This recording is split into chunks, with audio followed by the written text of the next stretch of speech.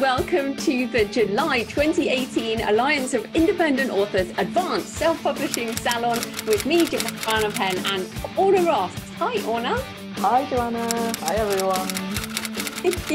Here we are again, and today our theme, we have a theme. We are talking about publishing in different genres, and we're going to come onto that a bit after our update and our news items, so you know what's going on in the world of indie this month. So, Orna, give us an update for AskALLi and for you as well.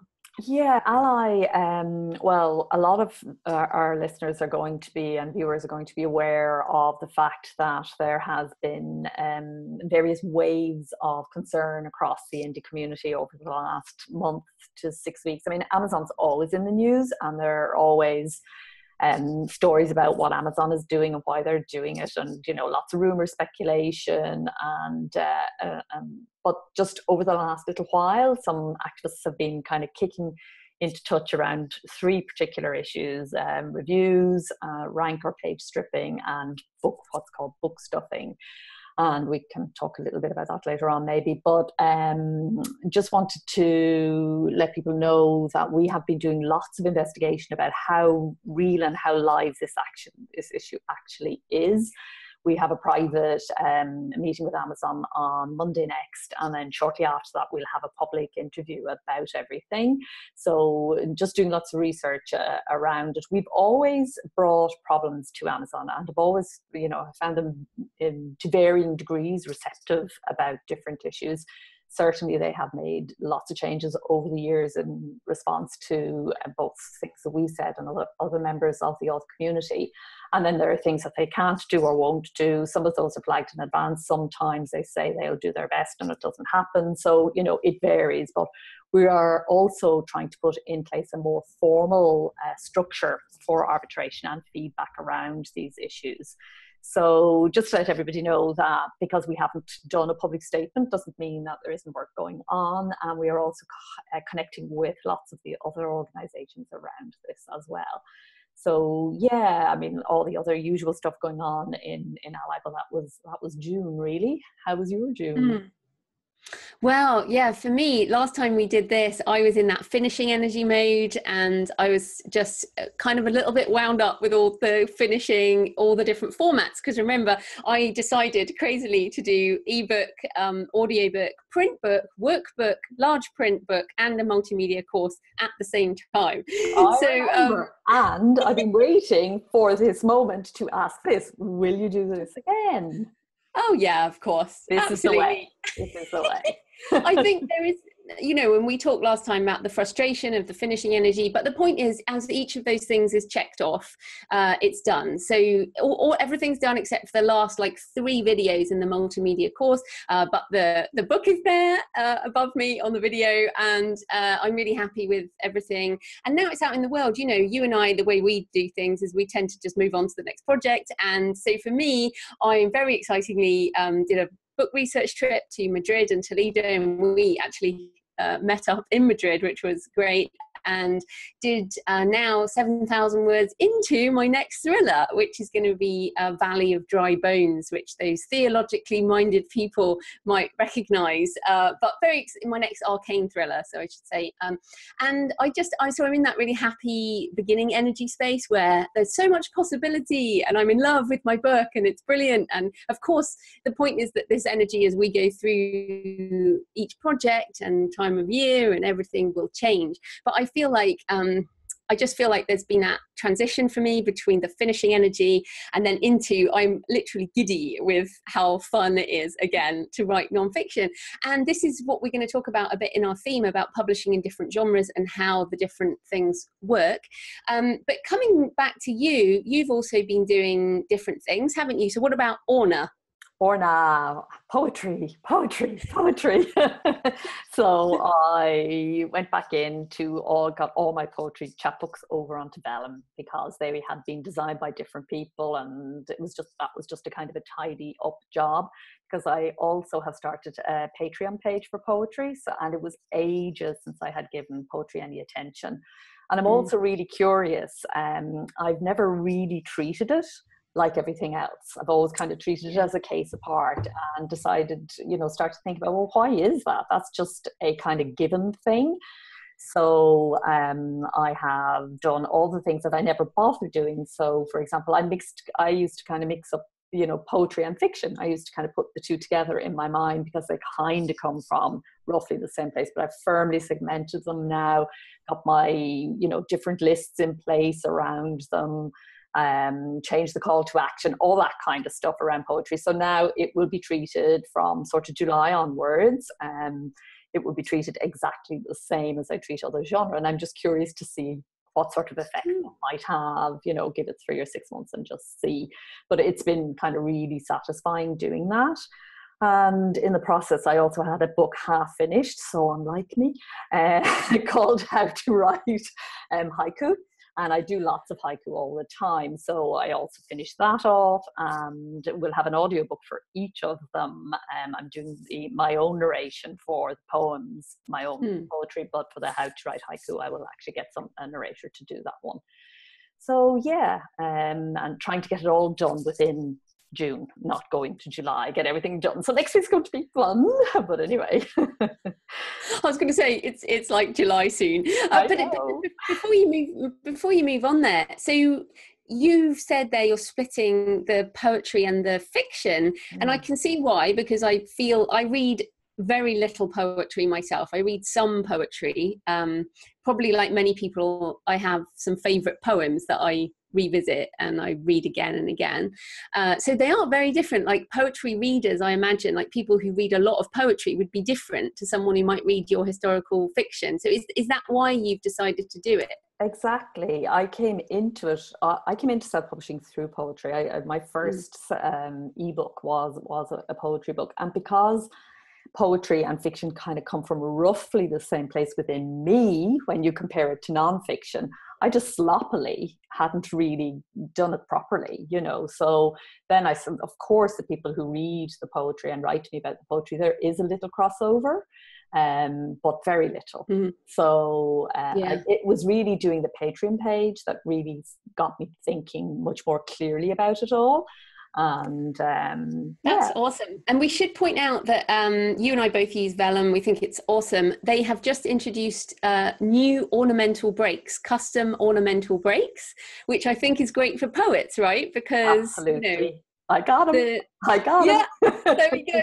The layout is so important, and I'm fine with their normal ornamental breaks because it's not important. But poetry, the layout's so important that's really cool. It's also interesting. I mean, I wasn't going to get into this because it is very sort of poetry nerd stuff, but of course layout is super important. And having transferred them over, I actually had to change some verse stanza structure in some of them, changed how I've actually, it led to some word changes in some cases, all improvements, I think, just led by the form, because I wanted, what Vellum allows is this beautiful, simple, clean structure, and it really helped me to I also dropped some poems, got rid of them, so I'm sticking very firmly now in the inspirational genre, and anything else that pops up, happy to write it, but won't be publishing it as part of these series anyway. So it's always the same, isn't it? A formal change, any change leads to a change in the words as well, and it's usually an improvement. I love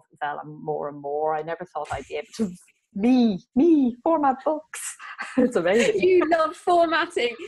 It is, and I actually have a tutorial. Yeah, it's amazing. I do have a tutorial on Vellum where I show you how to use it. So not Orna, I show you, the audience, how to use it on my YouTube channel. So if people want to go check that out. The other thing, so just also, and this all ties into our theme, you also mentioned How to Write Haiku, which is a non-fiction book I haven't heard about before that also relates to your poetry. So how does that, is that now aimed at a non-fiction audience, or are you tying that into your poetry genre? It's kind of tied into the Go Creative, because it's all about mindfulness and creative presence. And writing haiku is essentially a way to bring yourself into creative presence, to become aware of the moment, become aware of sensual detail and all that kind of stuff. So it's a kind of a standalone. I had it originally as part of the Go Creative series, but it doesn't fit there since I changed the Go Creative series to be about creative business, doing creative business in creative ways. So it just doesn't fit in there anymore. So it's kind of like a standalone non-fiction book about writing poetry. But I just so it's another non-fiction. It's another non-fiction, but it's full of poems, and so each has almost 100 haiku samples in it, each one leading to a tip about how to write them and an exercise for the reader to do. So it is both, it's full of poetry at the same time as it is also an instructional kind of manual, because you don't teach poetry the way you teach, anything else really. Other things. Yeah. I think, and I just have one more question. I know this wasn't what we were doing, but it's fascinating. No. What is the copyright stuff around poems? Because of course we all know that quoting lyrics is really dangerous, because fair use is a percentage of the existing work, and lyrics are so short that if you quote one line, you might get sued by a big label. So is poetry similar in that poets might not sue you, but is quoting a line of poetry would be very similar to lyrics, right? Exactly the same. Yeah. When I say it's full of poems, I mean mine.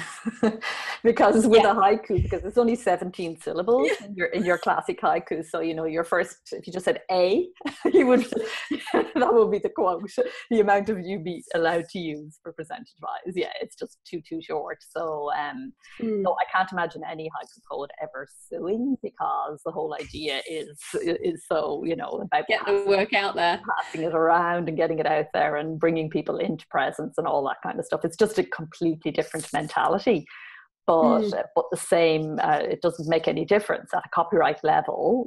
The law is such that no, you can't. It's very, very strict. And some of the big poets, James Joyce famously, his estate is savage. You touch it, you go near it, and you will definitely get a letter, Get in trouble. And I think it's important for us to mention that this is the Advanced Salon, and we're very interested in intellectual property rights, obviously. You said one other thing there. Do you want to talk about that? I'm interested in the observing resistance to abundance.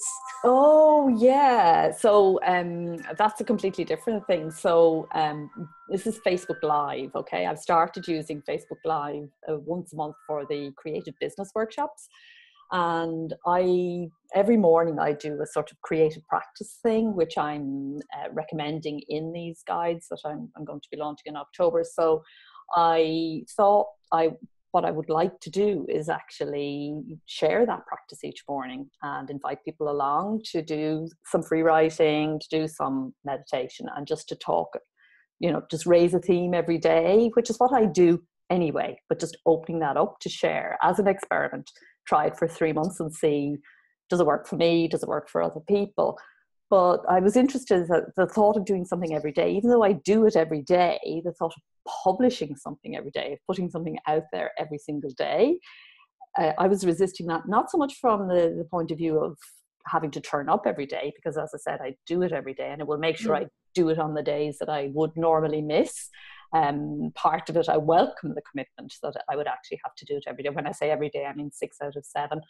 But it was really the idea of putting something out there every day and making people tired and over putting stuff out. And that's what I meant by resistant to abundance. I think we're very used to the old publishing model of don't publish much in my genre. So in literary fiction, historical fiction, and poetry, it's sort of selective, and you don't show your process, and you don't reveal what's behind the scenes, and you just don't kind of put it out there. And there's this whole idea of overexposure, overproduction, and that if you're producing a lot, it mustn't be any good. And so I was interested. I just observed that resistance in myself. So anyway, I've talked myself into it, so I think I'm going to start it in July. Yeah. Oh, but it's so interesting because, of course, in the vlogging space, so the video blogging, the YouTubers who are now the biggest YouTubers, most of them have built their audience on daily content.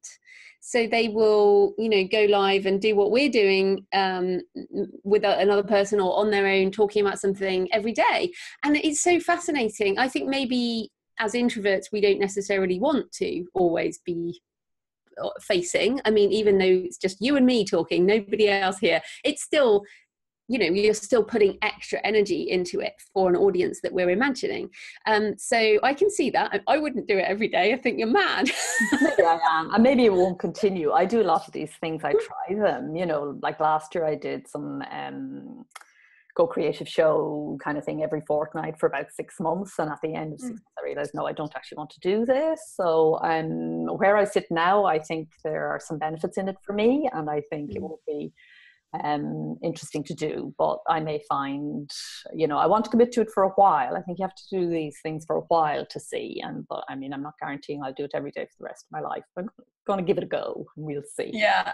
Well, no, awesome. Okay, so news segment before we get into the theme. So one of the big things, talking about intellectual property rights and how the traditional industry works, the big news about the embezzlement by the accountant at Donadio and Olson in a big New York agency with you know, big name authors like Chuck Palahniuk, who wrote Fight Club, and I think they have a lot of names, and basically Chris Rush has written a lot of articles on this, but essentially the money was going from the publisher to the agency, and the authors weren't getting paid, or they were getting paid a tiny percentage of what they were due, and the money was going into the pocket of the accountant who embezzled millions. So and there's been a lot of discussion as to, oh, that was just a fluke, that didn't happen, and then there's more and more stories coming out about lots of people over time at different places, you know, getting embezzled, whether it's at large amounts or small amounts.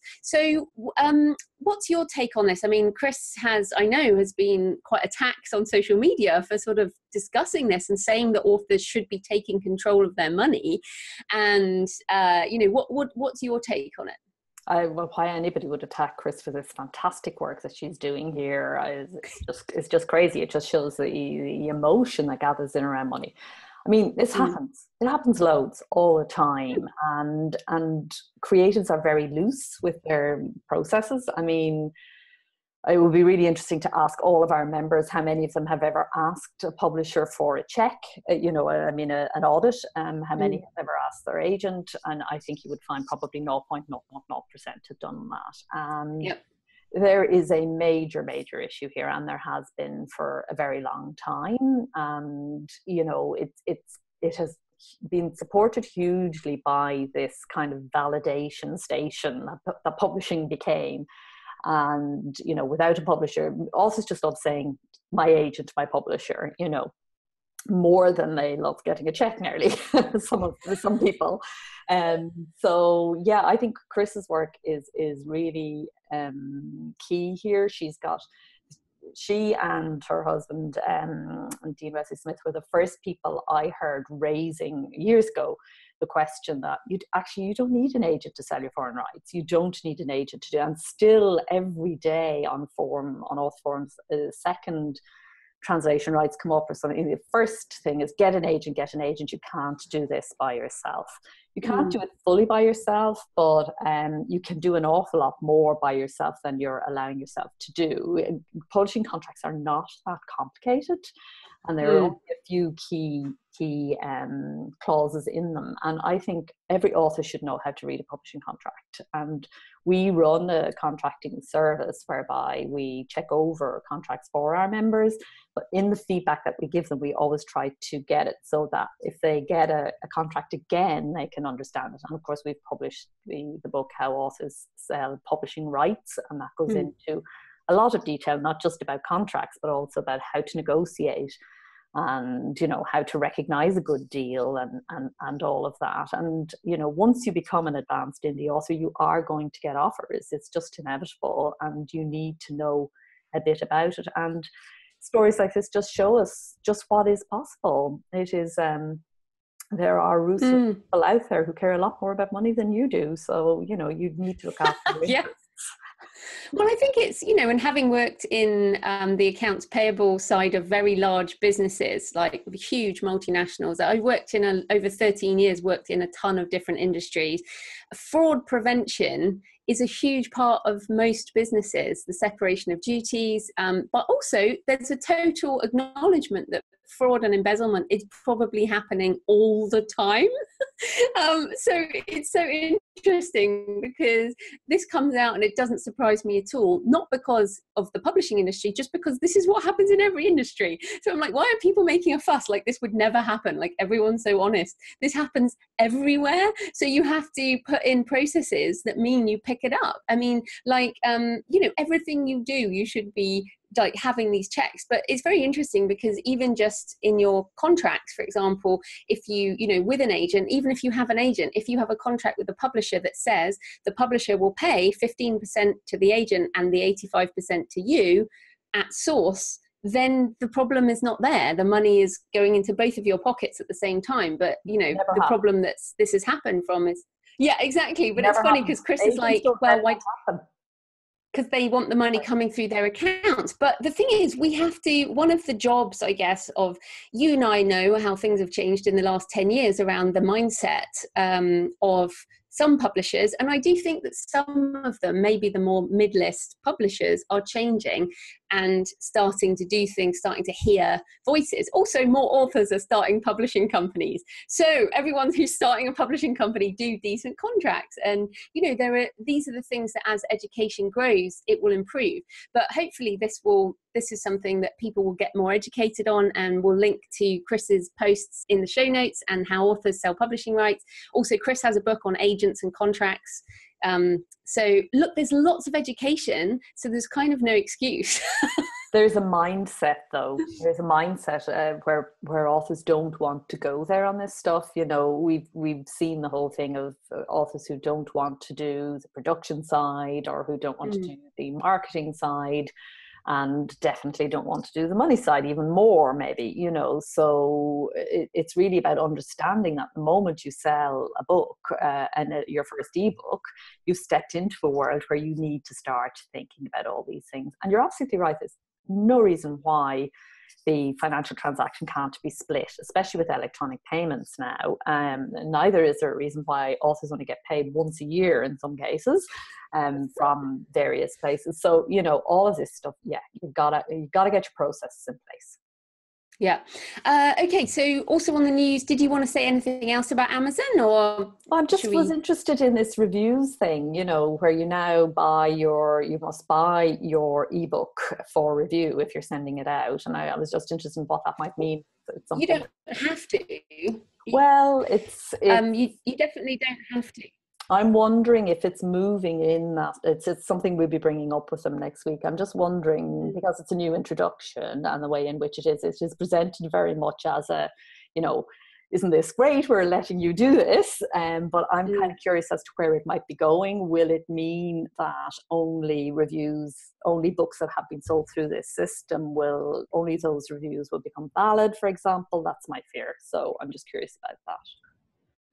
I think the validity of different levels of reviews is interesting. You know, over the years, we've seen the move to like the $50 mark, you know, the verified reviews versus unverified reviews, then reviews disappearing if you know people. I mean, I stopped reviewing on Amazon 4 or 5 years ago now, because when loads of them disappeared, I used to review every book, and now I don't, because they disappeared. So why would I? I still use stars and things on Goodreads, but yeah. So this is also only Amazon.com.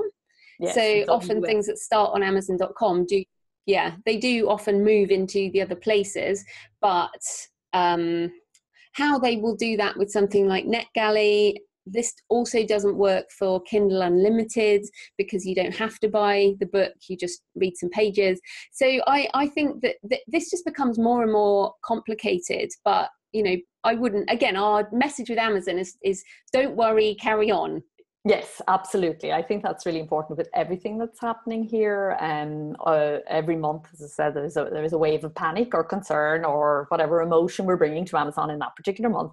All in all, Amazon's a fantastic supplier for indie authors, and is doing, you know, so innovative and so out there, and, you know, does all sorts of fantastic things. And most of it, in the research that we did, I can share at this point that most of the people we spoke to, you know, the vast majority of our members are 100% happy. They have had no reviews removed. They have had, you know, certainly no page stripping, and, you know, book stuffing is not something that they think too much about. Loads of our members aren't in KU. You know, there are so many ways to be an indie author that all this stuff it doesn't even affect you. And yet other people are thinking, should I be fearful? And it's almost like, if I'm not being fearful, I'm not being responsive or responsible. And just to say, yeah, it's absolutely not like that. Just keep calm and carry on publishing. Yeah, because the opportunities are just growing and growing. There was an article on the New Publishing Standard about Africa that I didn't put on our sheet, but I don't know if you saw that. It was the stats on people on mobile internet in Africa is astounding, and where it's going to be within the next 5 years. It's again. We haven't even started yet. I still feel this, you know, I still feel like, I was doing a presentation about websites, and I went on the Wayback Machine and showed people my website from 2009. And it was just appalling. And I'm like, look, if you spend like 9-10 years working in the same thing and putting stuff out there, in 10 years time your life can be completely unrecognizably different, because you have consistently put stuff out there over time and taken the opportunities as they come. Technology changes, things shift, so every time this stuff happens, it's like, yeah, but in the big scheme of things, we're all moving forward. Opportunities are only growing. Absolutely. I mean, you and I met in Madrid because I happened to be there at the same time as you. I was at a conference, and the conference was a very different sort of focus to the usual Anglo-American thing that I'm at. It's strictly European, and very, very interesting in how things are going, particularly in Europe and globally. Their perspective is much more globally oriented. And it was so clear to me, just by stepping into that world for a day, just how far in the vanguard so many of our members and listeners and followers are. And sometimes we can get disheartened because it's hard work. It's hard work writing, hard work publishing, it's hard work marketing, it's hard work going after your rights, it's hard work chasing, making sure you're not being embezzled. But the alternative, you know, what it means is so amazingly fantastic. Audible opening now in India at the end of this year as well. Just every day when you keep an eye on the news, it's just another big opportunity opening up. So keep on improving our craft as publishers as well as writers. And you can't go wrong if you stay with it. I say, you know, 5 years is more than enough time for everybody to be completely able to make a living at this. Yeah, I think 5 years is actually a good number. Yeah, because definitely in 5 years, I went from starting writing to leaving my job. And I know not everybody wants to leave their job. And then probably another 3 or so years after that before I was making really decent money.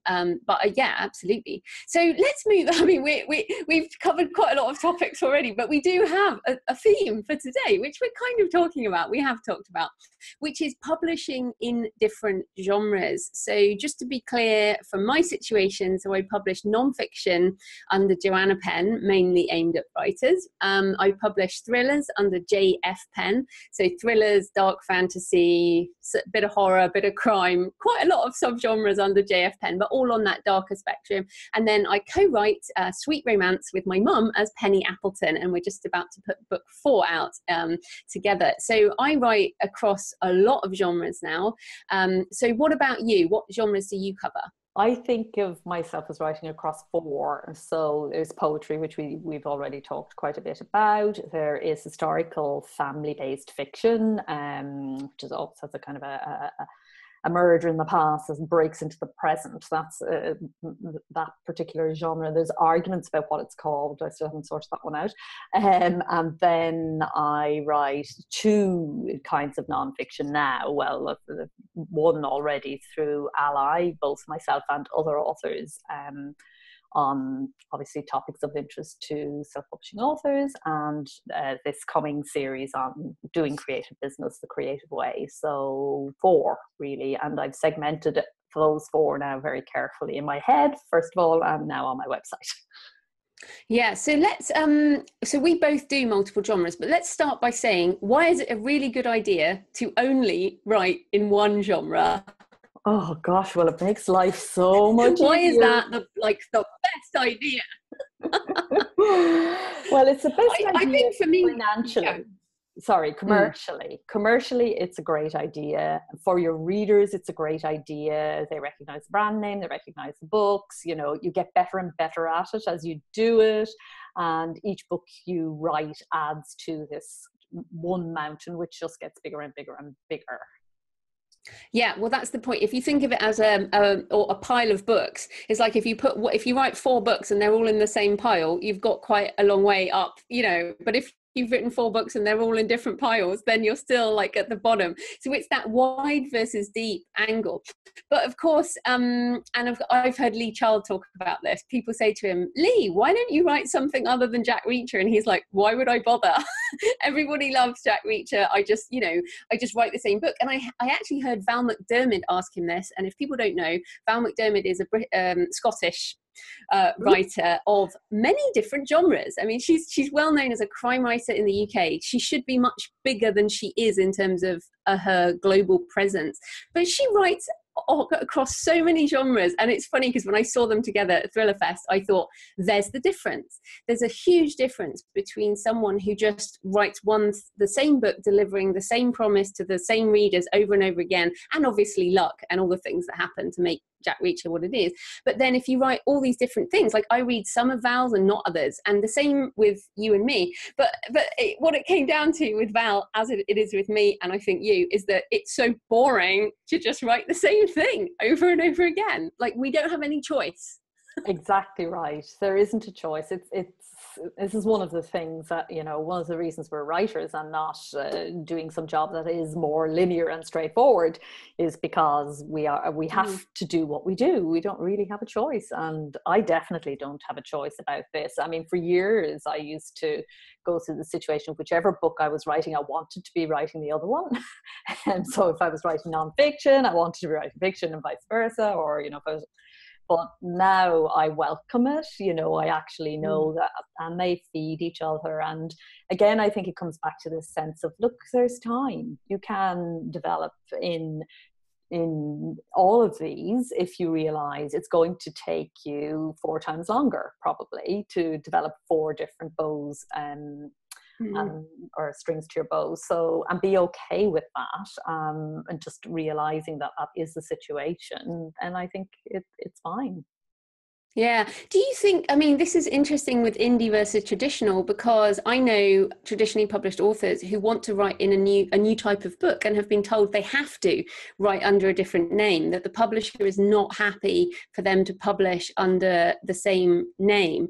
Now, you and I are different. I use 3 different names, and I'm really pleased with that because it separates my also boughts. This is a big thing, and I think big data and algorithmic discoverability, which is a hell of a mouthful, is going to only get bigger, and the author name at least separates on a broad sense. But you, Christine Catherine Rush, Dean Wesley Smith, lots of big name authors who've written lots of things publish under one name. Val McDermid is another one. So what are your thoughts on the way traditional publishing does author names and the way indies do author names? Is there any difference? No, you know, traditional publishers wanted you to write only one thing. They are so happy when they get a writer, you know, a clearly identifiable chick lit writer, a clearly identifiable, you know, romance, whatever it might be. And, you know, their idea, you're absolutely right. If I was going back again, I probably would segment in that way. The idea just never even occurred to me. I just never even thought about it in that sense. I have a suit. Orna Ross itself is a suit, and I could easily have had 4 of them if I was able to keep track. But I didn't even think of it, is the short answer. And I do think that the author bots thing is a significant issue. So yeah, if I was to go back at the start, I'd probably do that, but I'm not going to change now. It would just be I couldn't even begin to think about it. And it is, I mean, the complication there is that you have to build, well, you don't have to, but you should, if you're building long-term brands, have a website, have separate email lists. So I have 3 websites, 3 email lists. I have different social media for different, I don't have exact duplicates, but like Instagram, I have JF Penn, Twitter is mainly Joanna Penn, Penny Appleton doesn't do much at all. But and this is the other thing, it's your bandwidth. How much bandwidth do you have? I mean, there's no way I would have done this third name unless it had been my mum. I mean, I just wouldn't have done it. And it's interesting, but it's hard. But what I would say is there are pros and cons of using different names. What I would say is I did publish my first 2 novels under Joanna Penn, and I went and rebranded those as JF Penn a couple of years later, and because I realized that I was turning into a different writer. So if people I realized that JF Penn was going in a different direction than Joanna Penn. And to me, I love having my JF Penn persona. I love having a completely different, the interests I have, just have this whole other side of me that actually satisfies me creatively, as well as the Joanna Penn self-help side. So there can be real creative benefits having another name. I think so, and it depends on how you see it yourself. Also, you know, if you're divided neatly in 2, it can make a lot of sense. What I found in this phase, I just have one website. Obviously, AskALLi has its own website, and AskALLi has a self-publishing advice website, which is separate from the main membership site. But me personally, I just have one site, and I've all of that there. And in a sense, that turns your website into a brochure site. You can't really there are all sorts of things with SEO that you can't quite do when you've got lots of different things going on. And also a reader comes on and may not be sure about where to go. You know, ideally there should be 4 different websites, but no way have I got the time, space or interest, you know, in doing that. But you can segment, and you know, I'm segmenting more and better as time goes on. I suppose as I get clearer also in my own head about the different voices and the different ways of approaching it. So, for example, I am using different social media in completely different ways. So Patreon I see as a kind of form of social media. It's also obviously a commercial thing, but it's a way of kind of talking to people who are very interested in the poetry. And so that call to action on those pages is completely different. Whereas I used to kind of have my calls to action were all mixed up. And they were all going in different directions. Now, Wattpad I'm going to use as well as a kind of a social media thing in a different way. Goodreads for other books. And so rather than trying to do all of them on all media, splitting it out is my way of kind of aligning the voice, so that the voice is going out to different people, and they may meet me as Orna Ross, you know, poet, and have no idea about Orna Ross who runs AskALLi. And that's kind of what's happening. That's why I like having JF Penn and Joanna Penn, for example. You know, and people say, oh, you must have all your fiction people know you from Joanna Penn stuff. And I'm like, no, actually, from what I can tell with my email list, it's about 5% crossover. Yeah, from my non-fiction to my fiction. It's really striking. So that's really there it is. Yeah. So another benefit. Sorry, no, it's just that we're crossing over because there's a little delay on the line. Keep going. So another benefit to having multiple genres is the income level, I think. So, for example, my non-fiction books in print sell loads in December. Like, people get them as gifts in print. So, and non-fiction, I just find for print sells just loads. So, and also audio, my non-fiction audio, even though I have fewer books than fiction, far outsells my fiction. So for me, it's like the different formats at different times of year. Like, we're doing a Christmas wedding sweet romance, and I'm like, yay, another Christmas, you know, type of thing. But there are different times of year when different fiction sells, and like my dark fiction might not be a beach read, that type of thing. So, but my fiction ebook box sets are the majority of my sales on Kobo, for example. So these are different genres, sell to different groups of people at different times of year. And if you have different ones, then you're not just dependent on one genre, which may or may not, go off the boil or something. Absolutely. And I think creatively as well, there's that whole kind of coming out of one genre into another is refreshing. So I don't know that I could write, as much as I do if I was writing the same thing all the time. I just don't know how people manage to motivate. A difference is very creatively stimulating for me, I suppose. And sameness is obviously creatively stimulating for other people. But when I do anything too samey for too long, I just get bored. I can't do it. I literally come to a stop. I could try and push myself, but I'd be wasting my time. So, after fiction, that's why I had to do this month of poetry. I was going crazy because this was my year of nonfiction, and actually the end of last year was my year of nonfiction is turning into 2 years of nonfiction almost, and so I needed to do something. I've been writing the script on the side, but I needed to do something. That's why I just gave myself over to a month of poetry. I had to, because I was getting stale again. I could just feel it kind of falling away from me. So, I think the palette cleanser idea, I think, is a word we've used before, using nonfiction as a palette cleanser after you've done a major fiction project, and vice versa. And I think, I know we're pretty much out of time, but the empowerment message that we always come back to, which is you are empowered as a creator. You can write whatever you want. You can publish whatever you want under a name that you choose, as long as it isn't taken already.